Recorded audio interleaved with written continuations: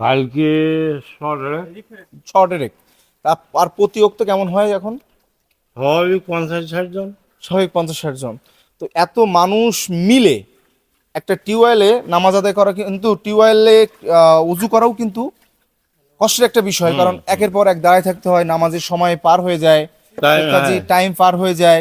তো এই একটা পরিস্থিতি কিন্তু সৃষ্টি হয়। এখানে একটা টিউবওয়েল আপাতত পোতা হয়েছে, এই টিউবওয়েলটা দেখাও। তবুও আমি মনে করতেছি এটা প্রয়োজন, কারণ আমি জানি আমাকে দেখে অনেক মানুষ সাড়া দিবেন, এবং ইনশাল্লাহ এই মসজিদের সকল কার্যক্রমের সাথে সঙ্গী হয়ে আমরা কিন্তু সকলেই মিলে কিন্তু কাজ করার চেষ্টা করবো ইনশাল্লাহ। এবং আমি এখানে কত আছে জানি না, আমি একটা মসজিদে এখন 14 বস্তা সিমেন্ট দিয়ে আসলাম। আর এখানে যে অর্থটা আপাতত সিমেন্টের জন্য আমি চাচাকে গুনতে বলবো। এটা গোনেন দিন, কয় টাকা আছে দেখেন দিন, আপনি গোনেন, তারপরে দেখতেছি। তো আমরা এখন চাচার কাছে অর্থ দিলাম।